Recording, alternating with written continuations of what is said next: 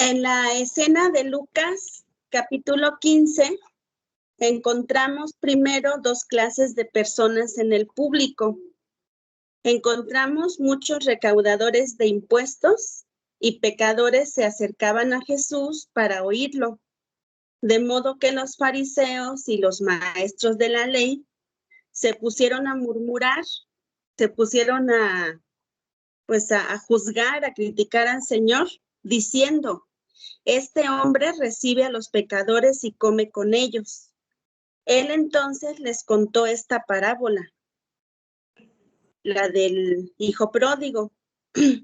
Y como solía suceder, algunos entre la multitud eran muy conscientes de su condición de pecadores y eran atraídos a Jesús y sus enseñanzas como a un imán, porque como ellos tenían esa necesidad espiritual, pues eran atraídos por las palabras de Jesús, por sus predicaciones, por sus enseñanzas, y se aferraban a cada palabra que él pronunciaba, que él predicaba, porque su mensaje era la única esperanza que ellos tenían, porque ellos sí reconocían que eran pecadores. Había, por otra parte, un grupo que observaba a lo lejos, sin tomar parte, sin involucrarse. Aunque estos hombres religiosos eran tan pecadores como los otros, no se veían como tales. En cambio, hacían lo que acostumbran las personas orgullosas y no quebrantadas cuando son confrontadas con la verdad. Criticar y murmurar del mensaje y el mensajero. Por ejemplo, podrían haber dicho frases como: ¿qué les parece? Este hombre recibe a los pecadores, hasta come con ellos. No solo eran incapaces de verse como pecadores que necesitaban la gracia de Dios, sino que también menospreciaban a otros y no soportaban la idea de ser culpables igual que todos aquellos a quienes consideraban pecadores comunes y despreciables. Ellos no soportaban la idea de ser culpables como aquellos. Estos personajes religiosos altivos se mantenían a distancia de todos los demás, con la intención de poner en evidencia sus corazones orgullosos y vanagloriosos. Jesús les contó 3 historias. Primero habló de la oveja perdida, luego de la moneda perdida y por último la conocida historia del hijo perdido. De hecho, en esta historia había 2 hijos perdidos, 2 jóvenes cuya respuesta particular dejó al descubierto la verdadera condición de sus corazones. El hijo menor, con frecuencia llamado el hijo pródigo, infamó el nombre de su familia y malgastó su herencia.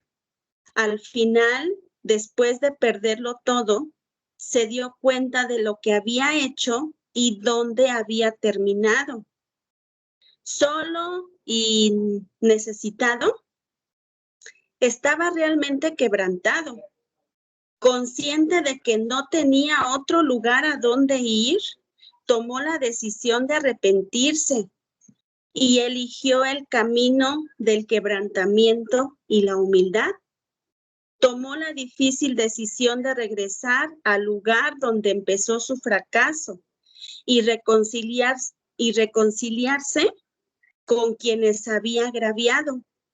O sea, aparte de que él eligió el quebrantamiento y la humildad, pues también enfrentó las consecuencias y también fue a reconciliarse, no nada más se quedó con el quebrantamiento y la humildad, sino también, pues, ese mismo quebrantamiento hizo que fuera y se reconciliara, compusiera las cosas, como dice en la Biblia, no restituir al agraviado, que pocas veces se hace, porque a veces dice uno, bueno, yo ya le pedí perdón a Dios, pero Dios también nos enseña a ir y pedirle perdón a quien ofendimos y reconciliarnos. Este hijo quebrantado, Este hijo quebrantado y arrepentido no arguyó o no arguyó justificaciones, no se justificó, no encubrió su pecado, no inventó excusas, no culpó a otros, no esperó ser tratado como un rey. Sabía que nada tenía para ofrecer aparte del, aparte de su quebrantamiento, su corazón que estaba quebrantado, que estaba arrepentido. Entonces, pues esto hizo que pues él fuera con esa actitud de quebrantamiento. Llega ya a la casa del papá y pues ya sabemos, ¿no? Cómo el papá, cómo lo recibe, cómo lo acepta, cómo le da la bienvenida. Y pues esto habla acerca de el deseo, el anhelo que este varón tenía porque su hijo regresara. Pero entonces, pues vemos ahí ya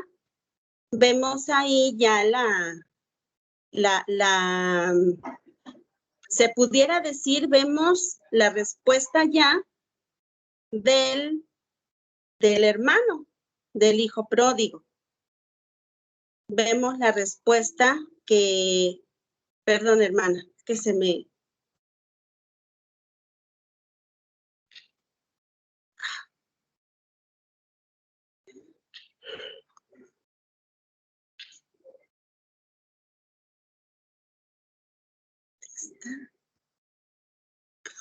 Ahí está.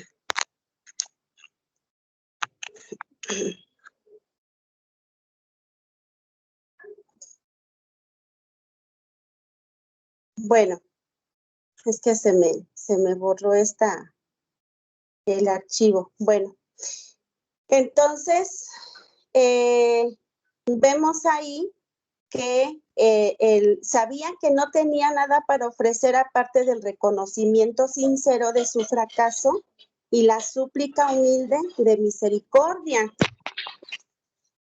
¿verdad? Porque él sabía pues que solamente tenía una, de ir y tener una actitud humilde, de tener una actitud pues de quebrantamiento para que fuera perdonado.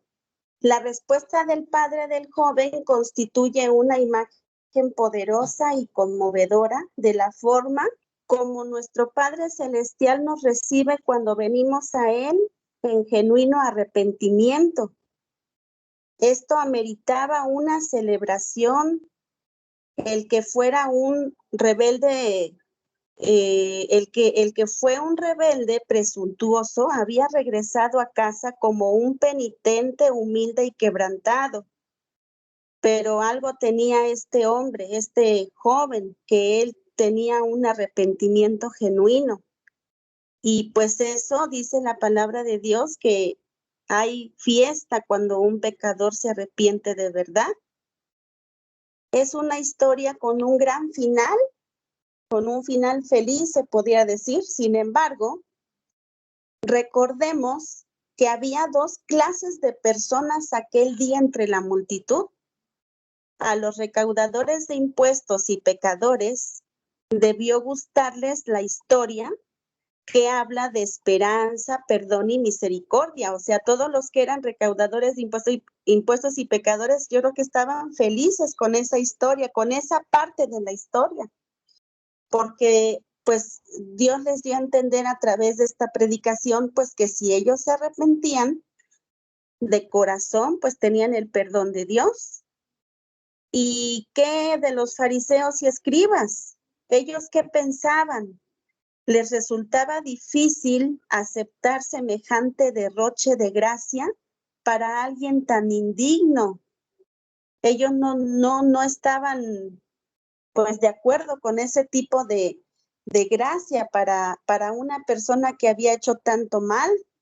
Buscaban entre la multitud a alguien que pudiera corresponder a la historia.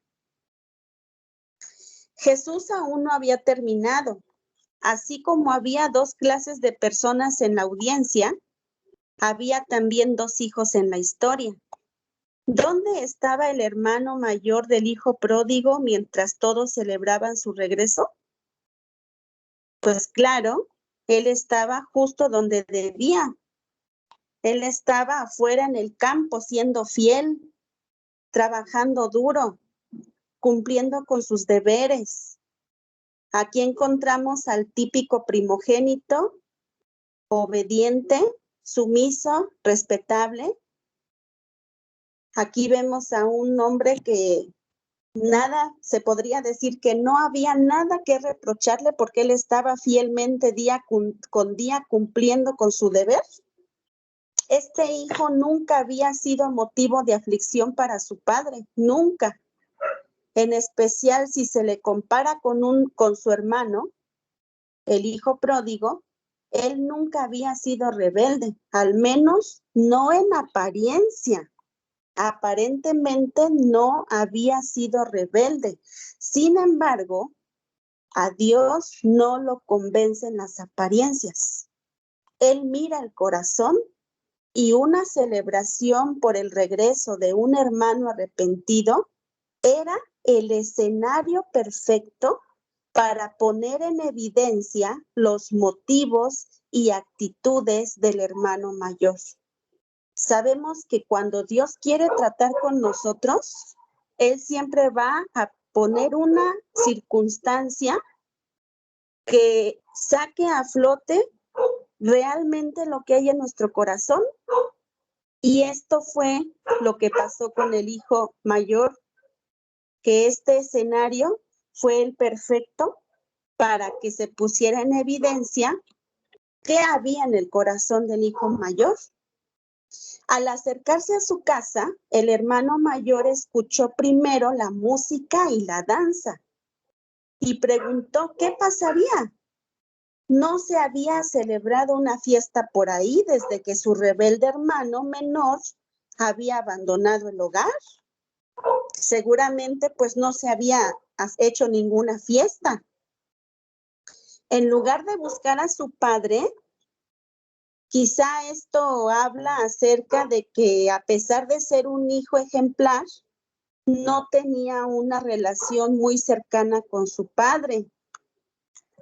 Entonces, como no tenía una relación cercana con su padre, cuando quiere saber qué está pasando, no le pregunta a su papá, le pregunta a los criados. Eso lo podemos ver en Lucas capítulo 15 y entonces ahí vamos a ver en el versículo 25 y 26, dice, y su hijo mayor estaba en el campo y cuando vino y llegó cerca de la casa, oyó la música y las danzas y llamando a uno de los criados le preguntó qué era aquello.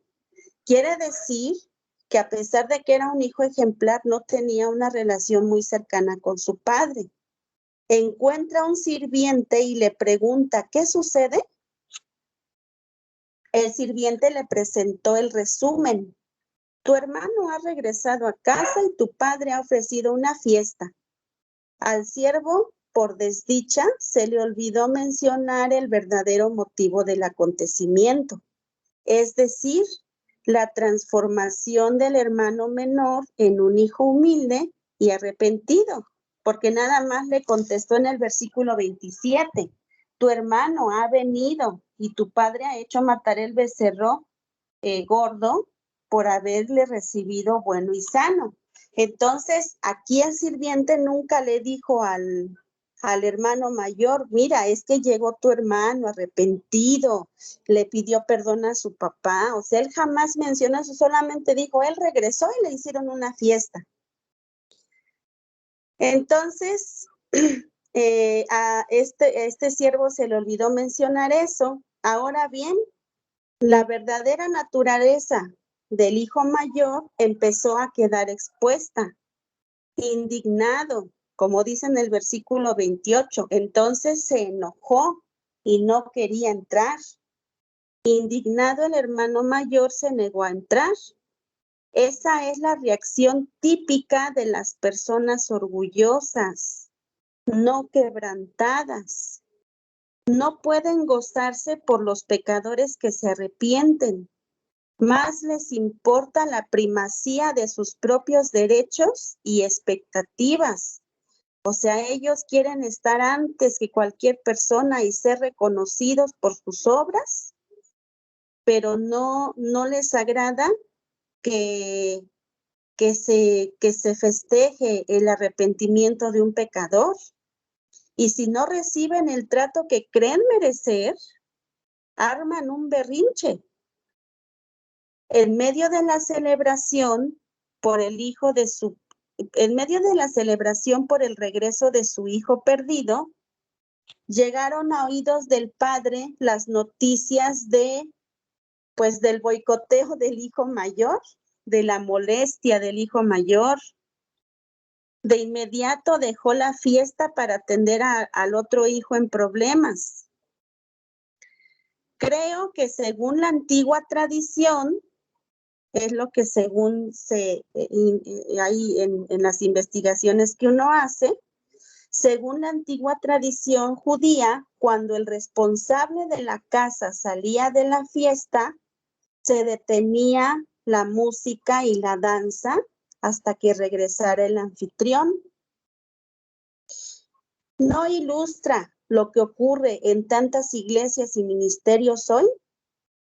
No hay gozo, ni celebración, ni fiesta por la restauración de pecadores perdidos, porque el pastor y el liderazgo, o no, no tan solamente ellos, los miembros, estamos muy ocupados atendiendo a los fariseos, o sea, los hermanos mayores, que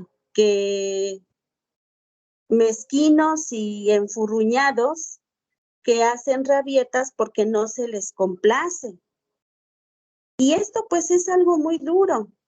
Es difícil lo que menciona esta reflexión, pero así es. El orgullo, la propia justicia y la ceguera del corazón del hijo mayor al fin quedaron al descubierto en sus palabras airadas, y lo cierto es que mientras más alto nos hallemos en términos de poder, influencia y riqueza, más se centrará en nosotros la atención de las personas y más susceptibles seremos al orgullo y el engaño y más propensos a ignorar nuestras necesidades y deficiencias espirituales.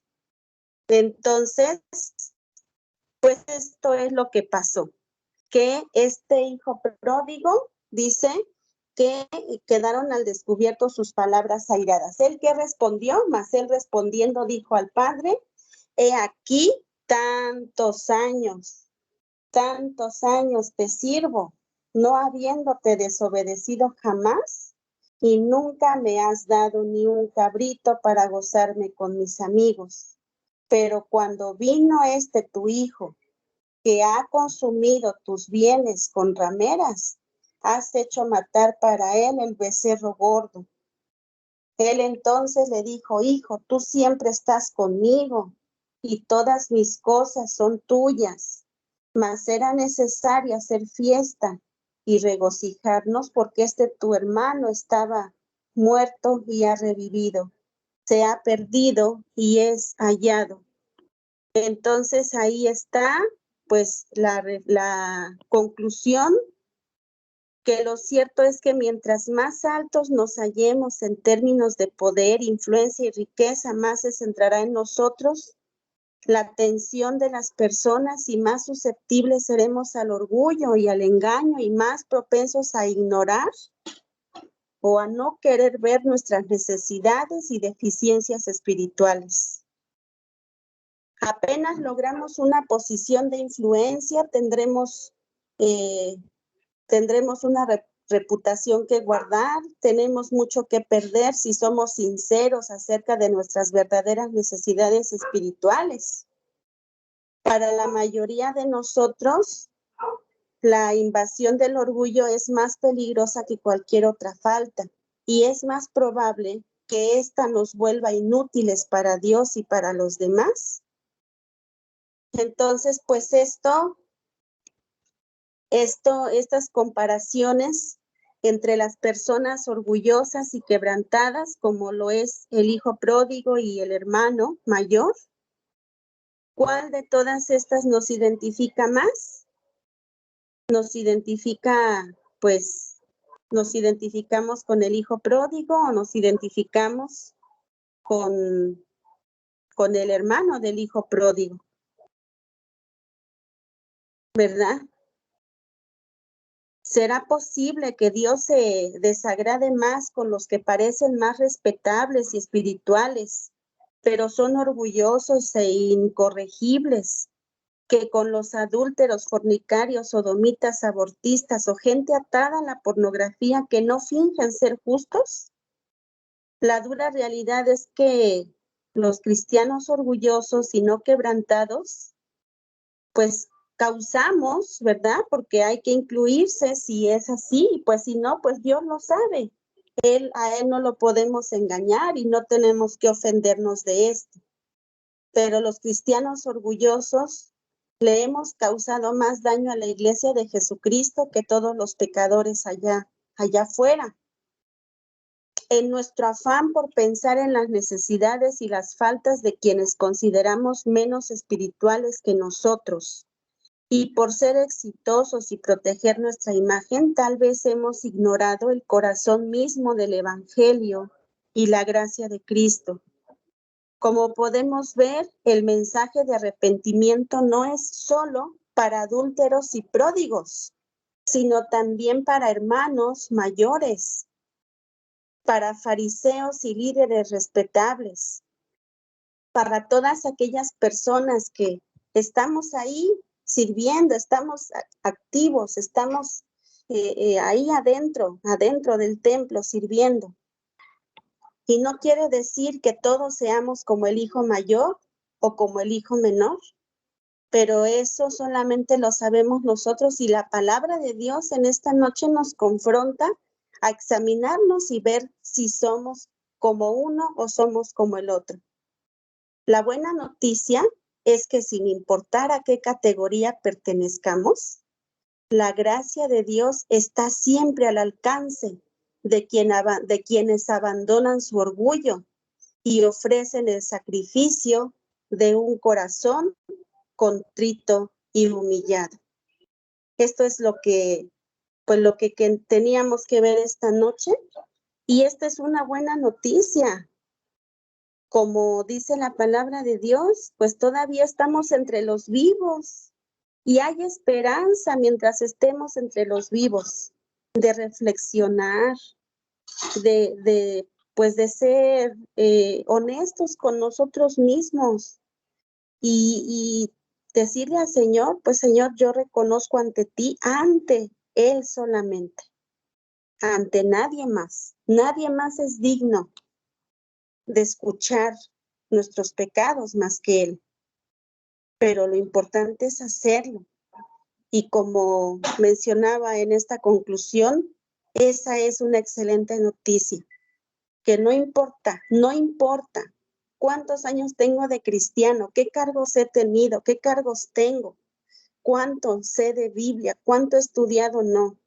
Lo importante, lo maravilloso es que la gracia de Dios está siempre al alcance de quienes tienen el deseo de abandonar su orgullo, su soberbia, y pues ir ante el Señor con un corazón humilde, arrepentido y un corazón quebrantado.